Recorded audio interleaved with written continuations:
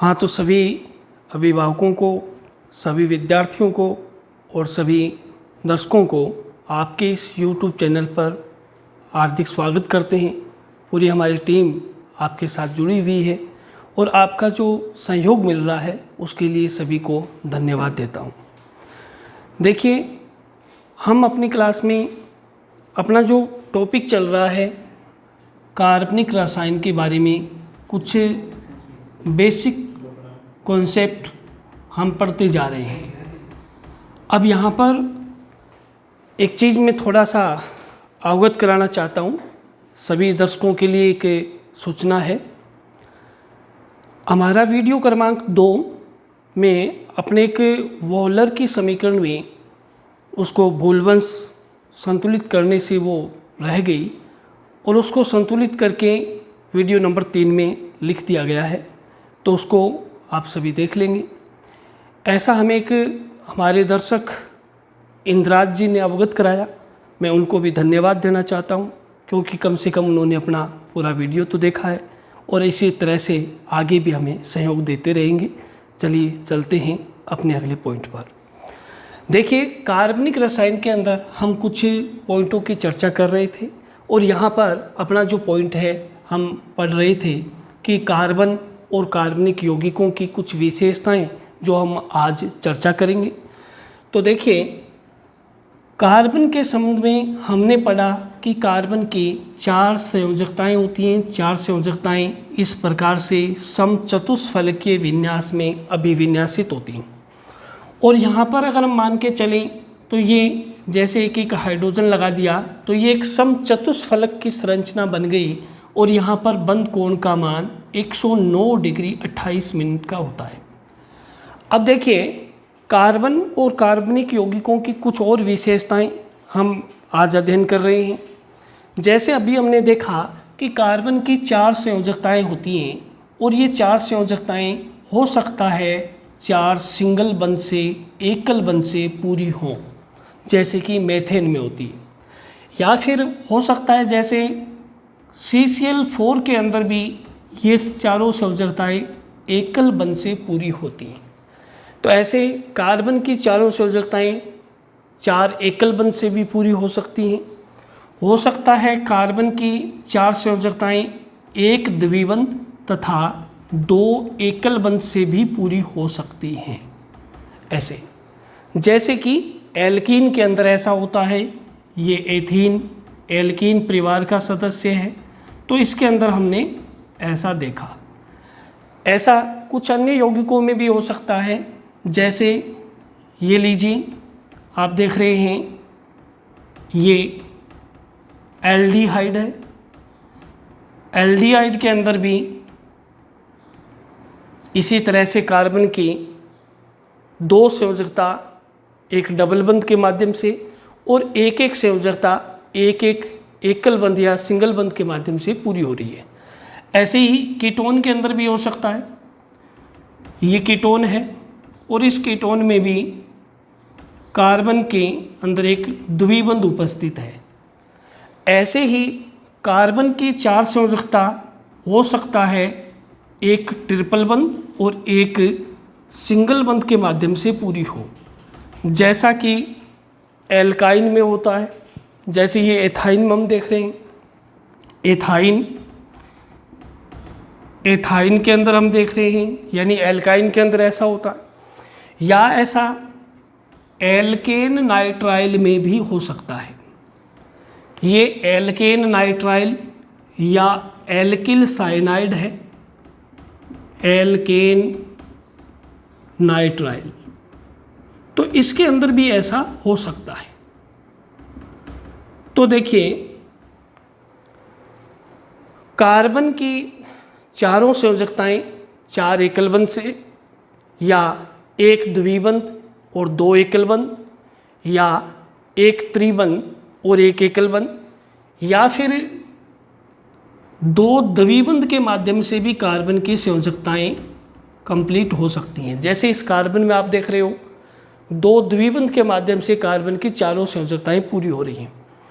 तो इस प्रकार से कार्बन की चारों संयोजकताएं भिन्न भिन्न बंधों के द्वारा संतुलित हो जाती हैं, पूर्ण हो जाती हैं। ऐसे ही हम इनके कुछ और गुण धर्म की चर्चा कर रहे हैं, कार्बन की और विशेषताओं की, कार्बनिक यौगिकों की अन्य विशेषताओं की चर्चा कर रहे हैं। तो जिसमें देखिएगा कि अगर मान लीजिए कार्बन है तो वो कार्बन दूसरे कार्बन परमाणु के साथ में ऐसी कोई श्रृंखला भी बना सकता है, ऐसी श्रृंखला बना सकता है। तो ये एक श्रृंखला बन गई, ये अशाखित श्रृंखला है। तो इस अशाखित श्रृंखला में भी कार्बन दूसरी कार्बन के साथ में एक श्रृंखला बना रहा है, ये अशाखित श्रृंखला है, अशाखित श्रृंखला है। ऐसे ही कोई भी कार्बन कार्बन आपस में जुड़ करके शाखित श्रृंखला भी बना सकते हैं, शाखित श्रृंखला भी इनकी बन सकती है। इस प्रकार से शाखित श्रृंखला भी बन जाएगी। ये होगी यहाँ पर शाखित श्रृंखला, ये यहाँ पर शाखा आ गई, इसलिए हम इसको कहेंगे शाखित श्रृंखला। ऐसे ही कार्बन कार्बन आपस में जुड़ करके एक वलय श्रृंखला भी बना सकता है। जैसे ये ऐसे आपस में कार्बन कार्बन जुड़ करके एक वलय श्रृंखला बना रहे हैं, इस तरह से ये वलय श्रृंखला बन जाती है। ऐसे ही कार्बन कार्बन आपस में जुड़ करके इस प्रकार की एक एरोमेटिक वलय श्रृंखला भी बना सकता है। ये इस प्रकार की एरोमेटिक वलय श्रृंखला भी यहाँ पर बना सकता है। तो ऐसे कार्बन कार्बन आपस में जुड़ करके अशाखित श्रृंखला, शाखित श्रृंखला या फिर ऐसे एलिसाइक्लिक यौगिक, एलिसाइक्लिक यौगिक, एलिसाइक्लिक यौगिक, और इस प्रकार से ये जो संरचना है ये एरोमेटिक यौगिकों की है। तो ये ऐसे एरोमेटिक यौगिक भी बना सकते हैं। अब हम एलिसाइक्लिक यौगिक क्या होते हैं, एरोमेटिक यौगिक क्या होते हैं, इनकी विस्तार से आगे की क्लासों में हम चर्चा करते रहेंगे। लेकिन यहाँ समझिएगा कि कार्बन के अंदर एक विशेषता होती है कि वो दूसरे जो कार्बन परमाणु हैं उनके साथ में इस तरह की एक अशाखित श्रृंखला, सीधी श्रृंखला या शाखित श्रृंखला या ऐसे वलय श्रृंखलाएं बना करके और बहुत सारे यौगिकों का निर्माण कर सकता है। तो ऐसे इस गुण धर्म को कार्बन का श्रृंखलन का गुण कहा जाता है। ये जो गुणधर्म है, इस गुणधर्म को कार्बन का श्रृंखलन का गुण कहते हैं। तो ये कार्बन की श्रृंखलन की प्रवृत्ति कहलाती है, श्रृंखलन का गुण कहलाता है। इसी प्रकार से कुछ और गुणधर्मों को हम देखते हैं। जैसे कार्बनिक यौगिकों में कार्बन परमाणु और हाइड्रोजन परमाणु के अलावा कुछ और परमाणु भी उपस्थित हो सकते हैं, जैसे नाइट्रोजन, ऑक्सीजन, फास्फोरस, सल्फर, इस तरह से फ्लोरीन, क्लोरीन, ब्रोमीन, आयोडीन, इस तरह के तत्व भी कार्बनिक यौगिकों में उपस्थित होते हैं। इनके सहयोग से भी कार्बनिक यौगिकों के निर्माण होते हैं।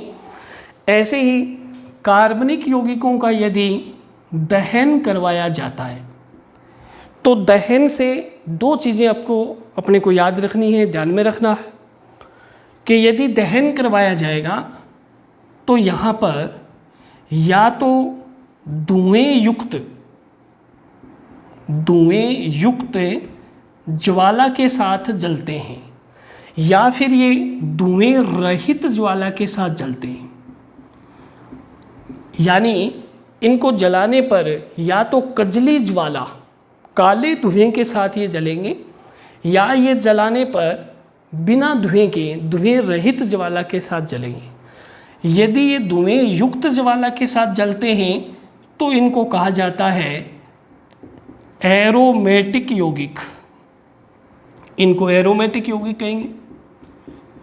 और यदि ये धुएं रहित ज्वाला के साथ जलते हैं तो इनको एलिफैटिक यौगिक कहते हैं।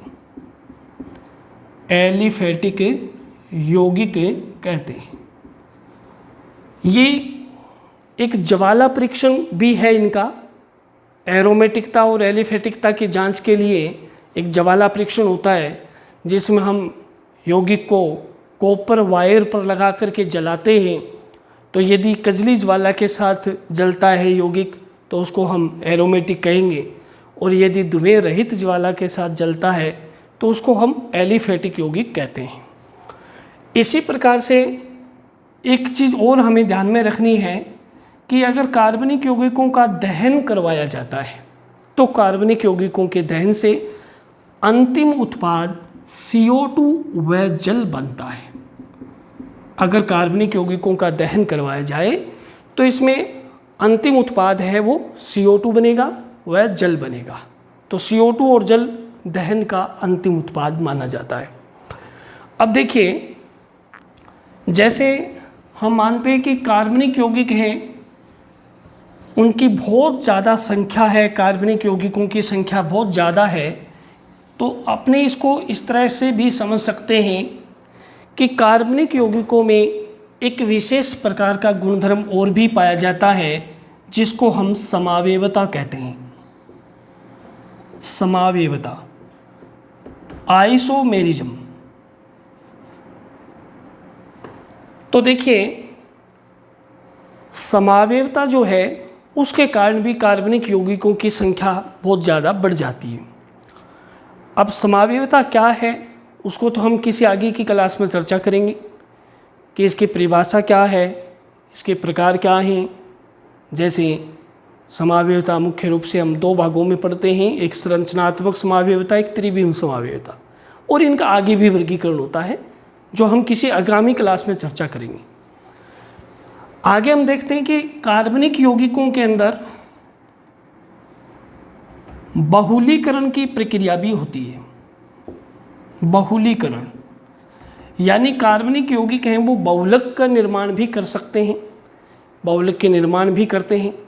तो इस प्रकार से इनकी संख्या और ज़्यादा बढ़ जाती है। तो इस प्रकार से ये कुछ कार्बनिक यौगिकों के गुणधर्म हैं, कार्बनिक यौगिकों की कुछ विशेषताएं हैं, और कार्बनिक यौगिकों के बहुत ज़्यादा संख्या में होने के प्रमुख कारण भी यही होंगे कि कार्बन में एक तो दूसरे कार्बन के साथ जुड़कर के श्रृंखलन की प्रकृति है, कार्बन के अंदर दूसरे परमाणुओं के साथ जुड़ने की सरलता पाई जाती है, कार्बन में एक तरह से फ्रेंडली नेचर होती है, दूसरे परमाणुओं के साथ ही आसानी से जुड़ जाता है।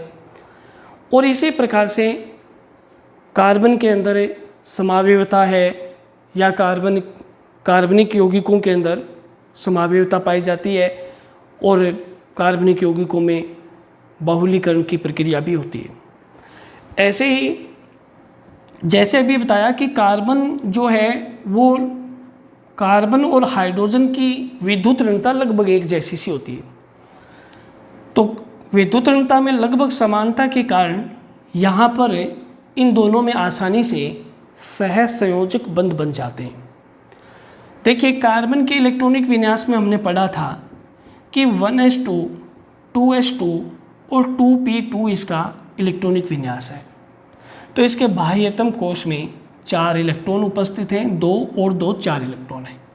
अब इन 4 इलेक्ट्रॉनों को अगर हम मान लीजिए इस तरह से कि बिंदु के रूप में दिखाते हैं तो ये कार्बन के 4 इलेक्ट्रॉन हो जाते हैं। अब हाइड्रोजन के लिए हम जानते हैं कि हाइड्रोजन का इलेक्ट्रॉनिक विन्यास है वो 1s1 होता है, इसमें एक ही इलेक्ट्रॉन है। तो अब यहाँ पर अगर एक हाइड्रोजन लिखा, उसका एक इलेक्ट्रॉन लिखा, एक हाइड्रोजन लिखा, एक इलेक्ट्रॉन लिखा, एक हाइड्रोजन लिखा, एक इलेक्ट्रॉन लिखा, इसी तरह से एक हाइड्रोजन लिखा, एक इलेक्ट्रॉन लिखा। तो ऐसे इस कार्बन के लिए कार्बन का अष्टक पूर्ण हो जाता है, यानी यहाँ पर कार्बन परमाणु अपना अष्टक पूरा कर लेता है। और इसी प्रकार से हाइड्रोजन भी अपने निकटवर्ती अक्रिय गैस हीलियम जैसा विन्यास प्राप्त कर लेता है अपना द्विक पूरा कर लेता है तो हम देखो कह सकते हैं कि कार्बन ने अपना एक इलेक्ट्रॉन साझा किया, हाइड्रोजन ने अपना एक इलेक्ट्रॉन साझा किया, और जब यहाँ पर इन दोनों के बीच में ये बंध बनेगा तो एक इलेक्ट्रॉन की साझेदारी कार्बन की है और एक इलेक्ट्रॉन की साझेदारी हाइड्रोजन की है। तो इस प्रकार के जो बंध होते हैं जिसमें इलेक्ट्रॉन समान संख्या में दोनों परमाणुओं द्वारा दिए जाते हैं, तो ऐसे बंध सहसंयोजक बंध कहलाते हैं। तो यहाँ ये जो संरचना है मीथेन की, इस मीथेन की संरचना में यहाँ हम इस सहसंयोजक बंध के बनने को हमने समझा है। क्लासें अपनी आगे भी जारी रहेंगी, क्लासें चलती रहेंगी। आपने ये जो अभी कार्बनिक रसायन का एक बेसिक कॉन्सेप्ट लेके हम चल रहे हैं, या रसायन विज्ञान का एक बेसिक कॉन्सेप्ट लेके चल रहे हैं, इनको आप देखते रहिए, इन क्लासों का ज़्यादा से ज़्यादा फ़ायदा उठाइए। एक चीज़ और बता देता हूँ, अपनी अगली क्लास में हम कुछ आपसे विशेष बातचीत के साथ रूबरू होंगे। मैं आशा करता हूँ कि वो अगली क्लास आप ज़रूर देखेंगे और इस क्लास का पूरा फ़ायदा लेंगे, और जितने भी अन्य सब्जेक्टों की अपनी क्लास आ रही हैं उन सभी को भी देखिए और वीडियो को पूरा देखिए, तभी आपको पूरा फ़ायदा मिलेगा। और लाइक करना न भूलें, शेयर करना न भूलें, और अभी तक सब्सक्राइब नहीं किया है तो उसको सब्सक्राइब करें। Thank you. जय भारत, जय हिंद।